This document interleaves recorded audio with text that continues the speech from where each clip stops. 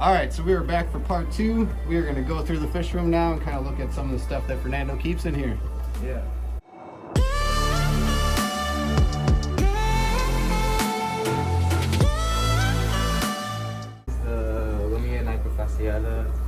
Lake Maragone from Haiti. They're one of the main wild type livebearers that I breed and sell on my page and try to spread out in the hobby.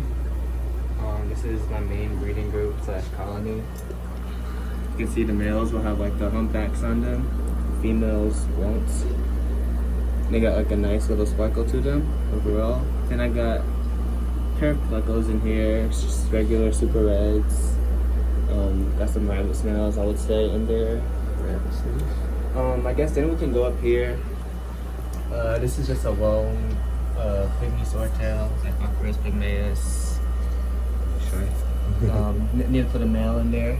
Okay. I guess here.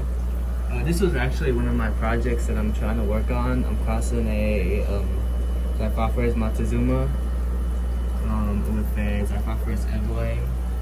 Okay. It's actually a wild type bitey, and I'm trying to see what happens there. And this tank right here is one of my Limia perugiae groups. Another wild type, another one of the main 2 Limia species I keep in the fish room and breed.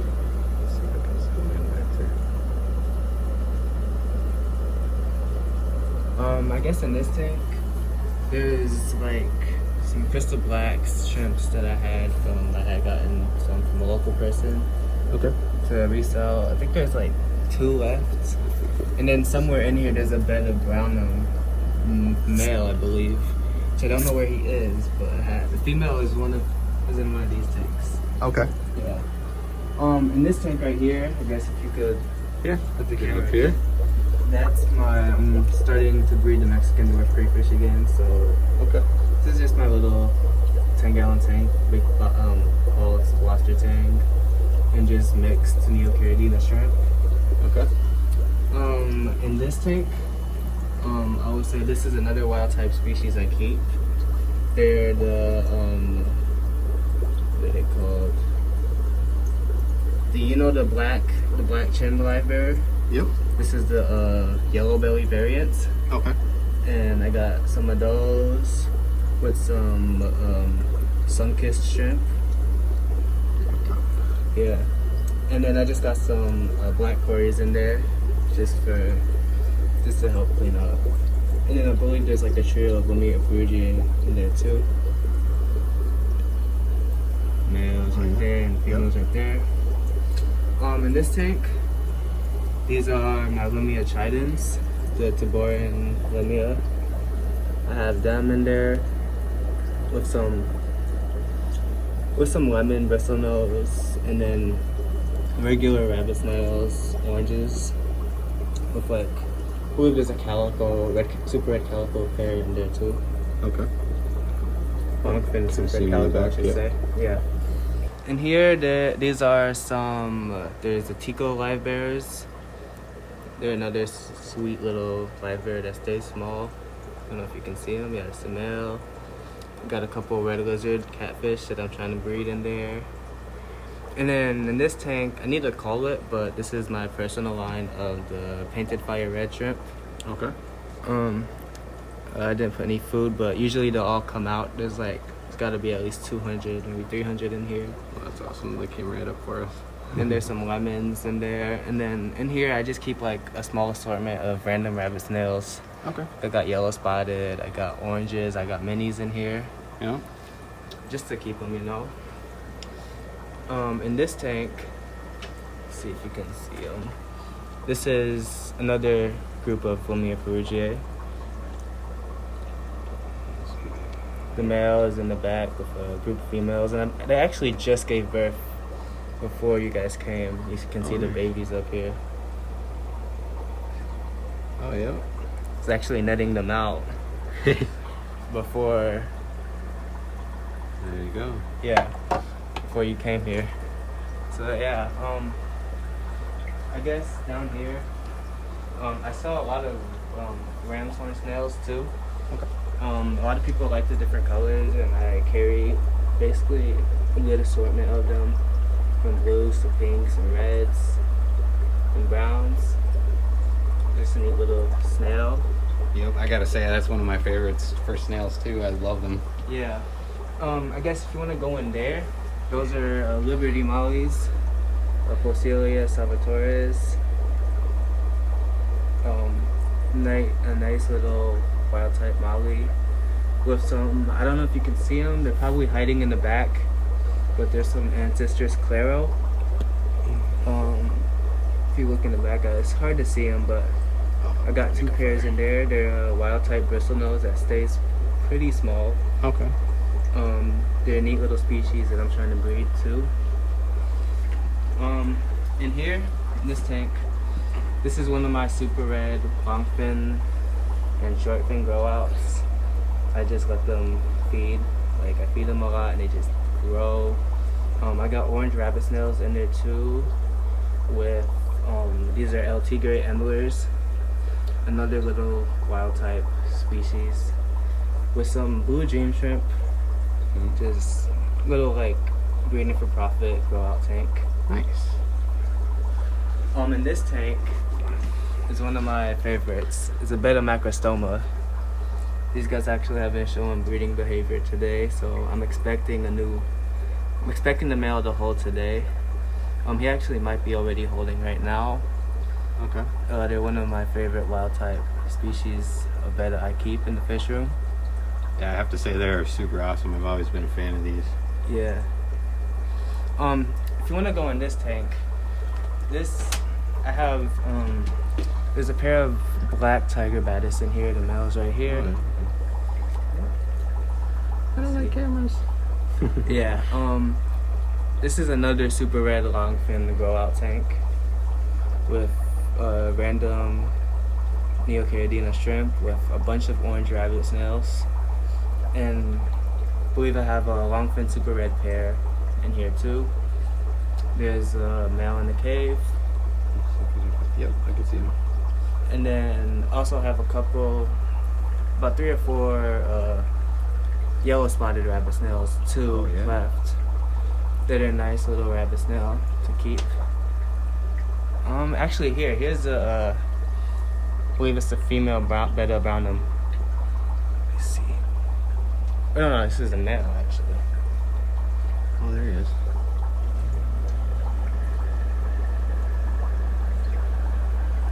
Another one of the wild type bettas I keep.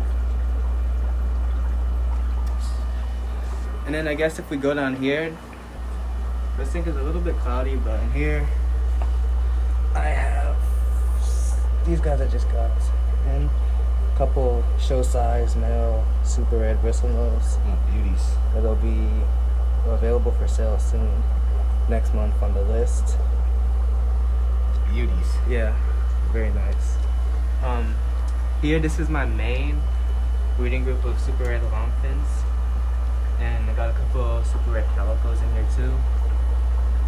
There's a male, and then here I just breed blue dreams. I actually need to cull a little bit from this tank, but yeah, I got blue dreams in there and a bunch of MTS, which I hate, but trying to work on getting them out. Yep, But that's nearly impossible. Right. Yeah. I guess so. This portion is mostly breeding projects and stuff like that. Okay. Here in this portion, this is most of the stuff that's available for sale. Okay. Actually, this is another one of my wild type betta species. Let me see if I can get the light. There you go. This is betta simplex type 2, and it's a mouth brooding betta, which is pretty uncommon in the hobby, and I had them a while back, and I recently just got a pair from a local in Minnesota, and I want to start breeding these guys again because I had fun. Yep. In this tank, these are Rhinogobius zebulai, the scarlet goby. Okay. That's what's left of them. I'm probably gonna keep those for myself because I sold most of the pairs that I wanted to sell. Actually, I'm thinking of making a Hillstream tank for them. Oh, nice. Yeah. I might sell 1 or 2 more pairs. Right. Might. And then in this tank, This is my personal colony of crystal red shrimps. One of my favorites. Yeah, actually the neat thing about them is this colony breeds in tap water, Yeah. believe it or not. The pH is about 7.4 to 7.6, That's awesome. which a lot of people say it cannot be done, but it can be done under circumstances. It's not really, I wouldn't recommend doing it, but Yep. I just tried and it worked. Nice. That's always the best times, right? Yeah. In this tank, this is actually where my main colony of the onyx shrimp are. Let's see if I can see them in there. See. Oh yeah, they're a nice little strain that produces mostly dark shrimp. And then I got some fancy red tigers in there too. Okay. Those are my main colony. And then I've got more short fin super red to going out. Yep. And more orange rabbit snails in there as well. I think I got like one pea puffer left from the original group I had gotten to resell that I forgot about. It is in the corner right there. Forgot. Mystery snails. I almost always have them available for sale. Okay. These are just regular chestnuts. In here, let's see if you want to just, the camera there. Those are some green lace guppies. Those are actually available for sale too. Nice little unique pattern to them. Mm-hmm. With some more assorted mystery snails, there's blues, magentas, golds, chestnuts, ivories, all kinds. I believe there's like one panther crab in there too somewhere that I wanted to keep for myself. It's like a big guy. I thought I seen him a little when we were talking earlier. Yeah, he's somewhere in there. He likes to hide. In here, these are more fish that are available for sale. Got some koi angels left. I got a few platinum rice fish in. Got some Borno hill streams. Those are actually a hot seller for me. Okay. Sell a lot of those. I got some gold ocellatus. Shell dwellers too. A few 5-banded barbs left as well. I got another male show size, super red. Love that color. Yeah. I guess in this tank, forgot what these angels are called. They're a wild type. I don't know the name off the top of my head, but they're kind of cool. Yeah, I like the pattern on them. I got some Pisto double reds that I'm going out to sell in pairs. I got some lemons in here. Actually, I have lemon bristle nose in almost all of my tanks. Nice. Got a couple German blue rams left. Yeah, I see where they go there. And then what else is in here? Oh, some blue Moscow guppies, which are nice. Let me see, yeah. I love the camera. The thing about I love this strain of them is the females will have like a nice little dumbo to them. Oh yeah. And then again, I have a couple more super reds. Yeah. Males. Which are pretty neat. Nice. Yeah. This is Porcelain velifera, On this one. Yucatan Peninsula strain, Okay. which are another species of wild type livebearers. This strain usually looks a little darker, but since the background is blue and the crushed coral and the white what's it called, bottom. Oh yeah. These guys looked they turned a little more of like a whitish, grayish. Okay. But when these guys are on like a darker, more natural substrate like that one, their colors pop out amazingly. Then I just got some random humpback Lamia fry growing out as well, I see them there. with some more lemon bristlenose, blue eyes. Those are my favorite ones. And then I just got another tank of random Neocaridina shrimp growing out, Okay. you know. A lot of people I've noticed a lot of people kind of bash that, and me personally, I love it. I love having mixed Caridinas or mixed Neocardinas. Something about just the the variety of color. Yeah, I mean, I guess if you're breeding specific colors, you kind of want to be careful. But me personally, it's like I just like the shrimp. Yeah, no, I do that too. I like to have mixed ones. If it's like a tank for only my blues, I'll just keep that colony pure. Won't add anything but the color. Same with the pumpkins or sunkists. Yeah. Same with the painted fire reds. I'll just keep those colonies pure. But in a lot of these other tanks, I have like regular mixed Neoparidina that's just breed. Yep. And I just like them. Like there's mixed grades in here. That's actually a nice fire red. Oh yeah. Another nice cherry actually. I saw these ones as cherry shrimp. Yep. Yeah. I guess if you wanted to go in here, let's see. There's a pair of Xiphophorus Evelyn. Probably can't see them right now. Okay. They're in the back, but this tank is one of my other projects. So if you put the camera right here, those are the Black Prince Gudeids, also known as Crocodon addox. Very neat and rare wild type species of livebearer. I also have some Xiphophorus pygmaeus, which I'm trying to get the colony growing. They're a pygmy swordtail, another wild type livebearer that I keep, which I really like. Oh, those are cool. Yeah. In this tank, so when I have painted fire reds, they go in this tank and I usually sell out of here. I have a couple of monos in here. Yeah. I think I have a few panther crabs left. Yeah, I have a few panther crabs left. Let me see if there's another one. Yeah. Yeah, here's, let me get another shot. Ninja. Oh yeah, on the other side there. Yeah, I stirred the tank up a little. Oh, that's right. So here, there's a couple in the back. Yep, you can see him in the back corner there. Yeah, tank is a little stirred up right now with that. Here, I can scoot around here real quick. Yeah, that might be better.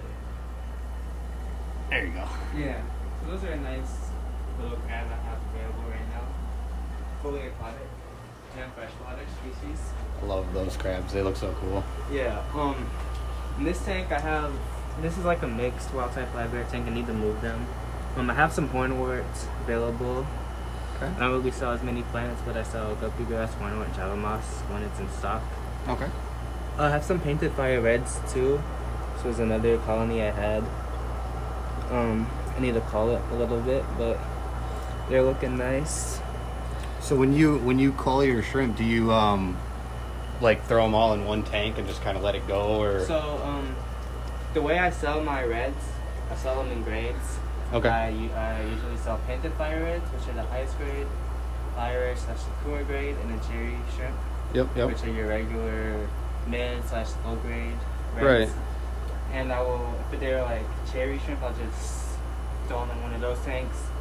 If they're like the sakura / fire red, which are they have a good amount of red. They're just not painted fire red, where they have like intense red and the red on the legs. Yep. I will put them in probably like one of these two tanks.